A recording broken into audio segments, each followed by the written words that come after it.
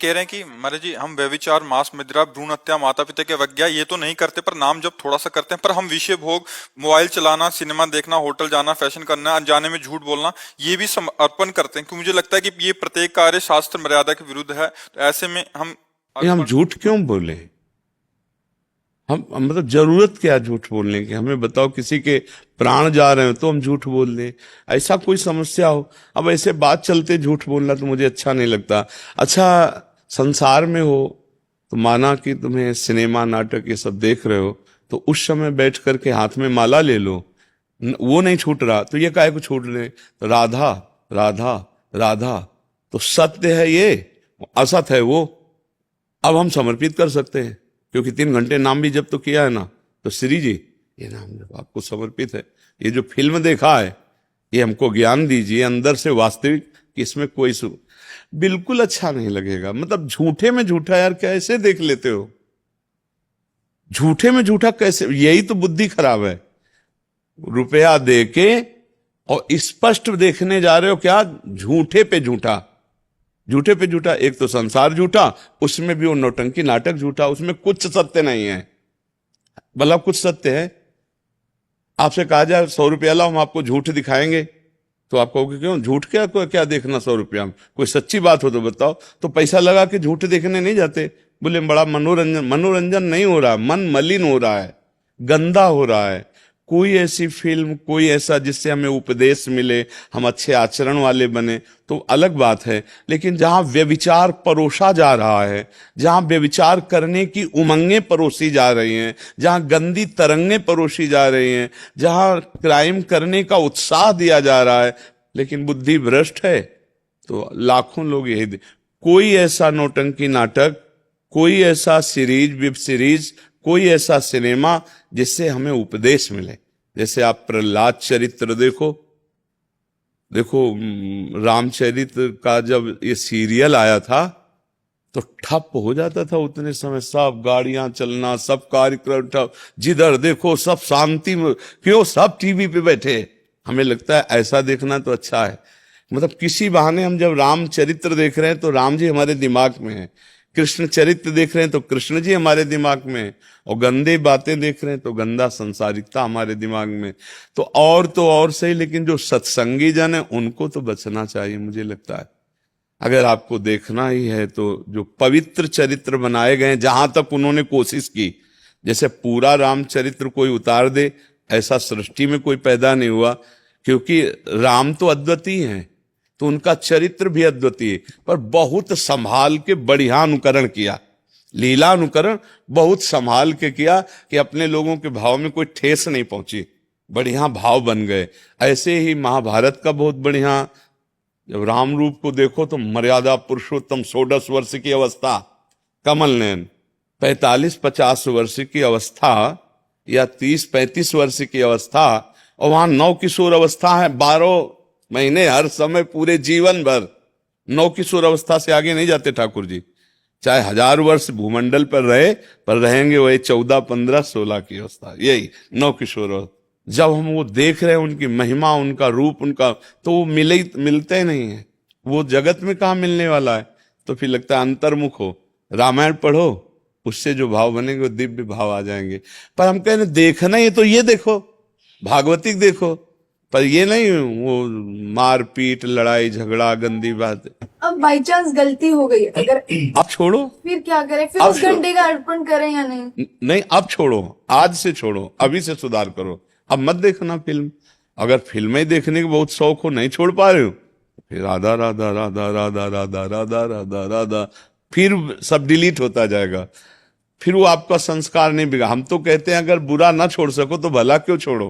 पकड़ो इसे भला को, राधा राधा राधा, सब छोड़ा देगा, कुछ अच्छा नहीं लगेगा। जब तक मन मलिन है तब तक ये प्रपंच अच्छा लगता है। जब मन, बेकार का पैसा खर्चा करके 3 घंटे बर्बाद कर रहे हो और जानते हो झूठा है, मतलब बड़ा आश्चर्य, कोई झूठी बात कैसे देख सकता है? पर यही है माया का खेल कि झूठी बात देखने वाले लाखों मिलेंगे, सच्ची बात देखने के लिए कोई तैयार नहीं होता है।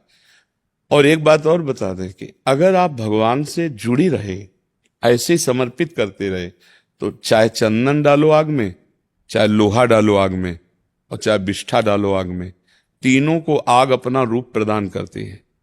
तो हम भगवान के बच्चे हैं, वो ये देख के कि ये खेल कूद जो भी करता है सब मेरे को समर्पित करता है, तो रीझ जाएंगे।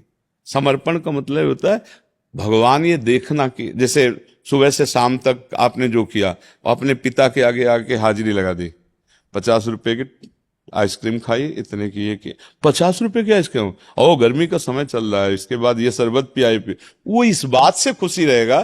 खर्चा करता है, थोड़ी उद्दंडता भी करता है, थोड़ा अच्छे काम किए हैं, थोड़ी उद्दंडता भी की, पर वो हमारे सामने पूरी पेशगी रखता है। ऐसे ही हम बुरे भले जो भी जैसे हैं पूरा बेपर्द ठाकुर जी के सामने है, कृष्णार्पणम मस्तु, तो वो हम पर कृपा ही करेंगे। वो हमको डांटेंगे तो भी हम पर कृपा है, ऐसा गंदा काम करना चाहिए, तो ये तब वो कहेंगे जब समर्पित करोगे। ये क्या कूड़ा करकट, महाराज हमारी बुद्धि ठीक कर दो, तो अच्छे काम करो जो आपको पसंद हो। इसलिए हम कोई मनमानी नहीं करें। यत करोश भगवान ने कहा, यत करोश शब्द में ये नहीं लिखा कि ये करो, उन यत करोश मानी जो भी कर रहे हो वो मेरे को समर्पित कर दो। मतलब अपने पिता के सामने हाजिरी लगानी और पूरी लगानी। अब थोड़ा डरना यह है कि कितनी बात की हाजिरी आप सत्यता पूर्वक लगा सकते हो, उतना ही कार्य करना। नहीं, पिता के सामने हाजिरी लगानी, बस ये डर बना रहे कि यार ये कर्म तुम भगवान के सामने कैसे पेश कर सकते हैं, और अगर वो कर्म पेश नहीं किया तो त्रुटि हो जाएगी समर्पण में, क्योंकि हमारा हर कर्म समर्पित होना है। तो हमें डरना चाहिए, कोई गंदा कर्म ना करें। अगर हो जाए तो फिर डांट खाने की तैयारी रखनी चाहिए कि प्रभु के सामने जाए, कान पकड़े और नेत्र झुकाए, प्रभु गलती हो गई, कर्म तो ये है ही है आपके सामने, पर नाथ मुझे ऐसी बुद्धि दो कि मैं आपके विपरीत कोई कर्म ना करूं। हे प्रभु मुझे बल दो कि मैं आपके विपरीत कोई अनुष्ठान, कोई कर्म करके आपको समर्पित ना करूं। पर नाथ मैंने नियम ले रखा है कि बुरा या भला जो कुछ अब आपसे ही है। पार हो जाओगे, पक्की बात वाले, ये भी बात समझ लो, वो सुधार कर दे। बहुत बड़े माता पिता हैं, वो बहुत करुणा सिंधु हैं, पर थोड़ा तो हम ध्यान रखें कि हमारे द्वारा ऐसी कोई गलती न हो जिससे हम अपने स्वामी के सामने, अपने प्रभु के सामने जाकर नेत्र ना मिला सकें, है नहीं। हम जीवन भर एक ही बात से डरे हैं कि कभी ऐसी कोई गलती ना हो जाए जिससे हमारी वजह से हमारे गुरु जी को नेत्र झुकाने पड़े। बस हमारे को जिन्होंने अपना माना, ऐसी कभी गलती ना हो जाए कि उनके पास ये शब्द पहुंचे, ये देखो तो उनको ऐसा झुकाना पड़े, ऐसा कभी जीवन में ना हो। ग्रीवा झुकानी पड़े, ऐसा प्रभु कभी कोई कर्म ना बन जाए। जब तक श्वासें हैं कहीं कोई ऐसी त्रुटि ना हो जाए, कोई ऐसी गलती ना हो जाए जो धर्म के विरुद्ध है। देखो हमारी सत श्रद्धा से लाखों की सत श्रद्धा है, हमारी एक गलती से लाखों लोगों की श्रद्धा का नाश हो जाएगा। इससे बड़ा पाप सृष्टि में कोई नहीं होगा। मतलब हमने पाप किया, हम भोगा, लेकिन हमारी पाप की वजह से करोड़ों लोगों का मन भगवान से हट जाए, श्रद्धा से हट जाए, इतना बड़ा पाप हो जाएगा। इसीलिए एक बात से डरते कि ऐसा कोई कर्म ना हो जाए जो भगवत विरुद्ध हो, जो शास्त्र विरुद्ध हो। वही जब आप धारण करोगे यही बात, डरते रहोगे तो पाप नहीं बनेगा। डरने वाले से पाप नहीं होता। ये नहीं भाई मैं ऐसा नहीं कर सकता, मैं वैष्णव हूं, मैं गुरु बनाए हूं, मैं संत के पास जाता हूं, मैं ऐसा नहीं कर सकता। जिसको डर नहीं है, न समाज का डर, न कानून का डर, न भगवान का डर, फिर उससे बड़े पाप हो जाते हैं। डरने वाला धीरे धीरे बचने लगता है। तो अच्छा है डरो और ऐसे कर्म ना करो, और जो कर्म करो वो भगवान के सामने पेश करो। अगर गलत भी हो जाए तो भी ऐसे पेश करो, गलती पड़ गई अपने घर के ठाकुर जी के सामने, गलती पड़ गई, प्रभु क्षमा कर दो। आगे से आपके बल से कोशिश करेंगे कि ना हो ये गलती। अगर फिर भी हो जाती तो फिर भी हम आपसे ही गिड़गिड़ाएंगे, आप ही क्षमा करो, आप ही हमें सुधार दो। तो भगवान हमें बल देंगे और हम बच जाएंगे।